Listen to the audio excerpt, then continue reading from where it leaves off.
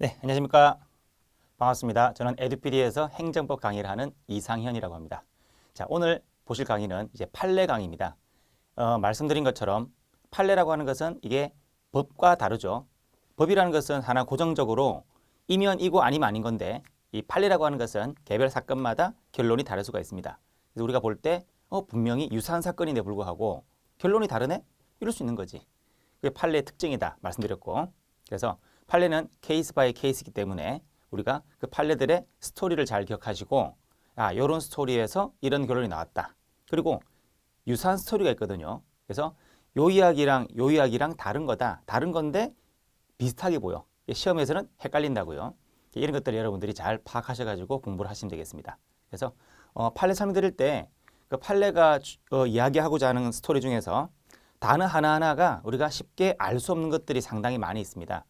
이걸 우리가 다 알 수는 없고, 판례를 갖다가 100% 똑같은 판례를 그대로 갖고 온다기보다는 판례는 복사하기를 통해서 유사한 내용들이 다 있거든요. 그래서 그 유사한 내용들을 이렇게 옮겨서 가져오는 경우도 있기 때문에 100% 같은 스토리는 될 수가 없다. 이렇게 말씀드리겠습니다. 자, 그래서 판례 보실 때 우리가 100% 다 이해하지 못한다 하더라도 우리 시험에서 문제를 풀 정도의 판례 내용을 정리하고 있으면 되겠습니다. 자, 그러면 우리가 제일 먼저 볼 것은 뭐냐면은 행정법 총 6편까지 있는데, 그래서 1, 2, 3, 4편은 총론 분류했고 5편, 6편까지는 우리가 강론으로 분류하고 있었죠. 그죠?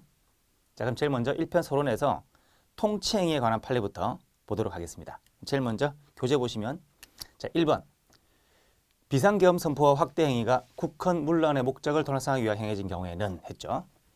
그럼 비상계엄이라는 게 있고, 그럼 법원은 주어가 그 자체가 범죄행위에 해당하는지 여부를 심사할 수 있다 했죠.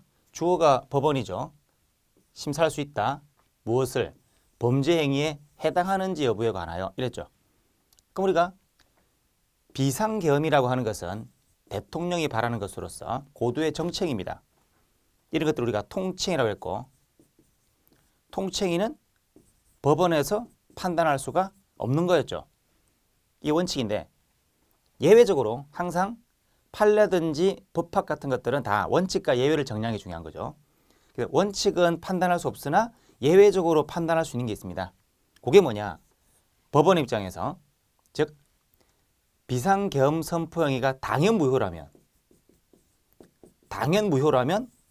심사할 가능성이 있고, 그리고 이것이 통치행위에 해당하는지 안 하는지 여부에 관해서는 심사할 수 있습니다. 그래서 심사할 수 있는 거 없는 것을 잘 구별해야 되겠습니다. 여기서는 해당성 여부를 묻고 있으니까 심사할 수 있다가 맞는 거겠죠. 이렇게 보시는 겁니다. 판례 내용 자체에 대해서는 그렇게 읽어볼 것까지는 없지만 그렇게 보시면 되는데, 다만 자, 그 판례 내용 잠깐 보시면 그 판례 제일 마지막에 법원은 그 자체가 범죄 행위에 해당하는지 여부에 관하여 이런 말이 있죠. 그죠? 범죄 행위라는 말을. 자, 요 말 범죄 행위에 해당하는지 안 하는지, 그 말은 통치 행위에 해당하는지 안 하는지 그 말과 같은 말이 될 수 있습니다. 그죠? 한마디로 범죄 행위에 해당한다면 법원은 심사할 수 있다는 얘기고, 통치 행위에 해당한다면 법원은 심사할 수 없다는 얘기고, 이 말하고 있는 거죠. 그래서 여기에 해당하는지 여부나 여기에 해당하는지 여부나 같은 말로 이해하시면 된다, 그 뜻입니다. 자, 그다음 2번을 보시면, 우리 헌법재판소는 대통령 긴급 재정명령에 관한 헌법소원 사건에서 통치행위를 하더라도 헌법 수호와 직접 관련되는 때에는 헌법적 심판 대상이 된다고 판시하였다. 대상이 된다. 자, 우리 헌재 입장에서는 뭡니까? 통치행위를 원칙적으로 인정하죠. 어떤 사건에서? 요 사건에서. 긴급 재정 명령 행위를 통치행위로 인정한다. 그러나 예외적으로 내모의 경우에는 통치행위를 부정한다는 말은 헌재 심사 대상이 된다는 얘기와 같은 거죠. 그럼 심판 대상이 된다는 말은 통치행위를 부정했다, 같은 말이 됩니다. 그럼 어느 경우냐? 국민의 기본권 침해와 직접 관련되는 경우입니다. 여기서 나와 있는 것이 헌법 수호와 직접 관련되는 경우라고 했죠. 요 단어하고 요 단어는 같은 말이 될 수가 없는 겁니다. 국민의 기본권을 침해한다는 말과 헌법을 지킨다는 말은 같은 말이 될 수 없다. 이건 틀린 거죠.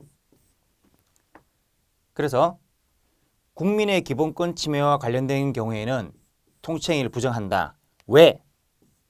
헌재는 헌법을 수호해야 되기 때문입니다.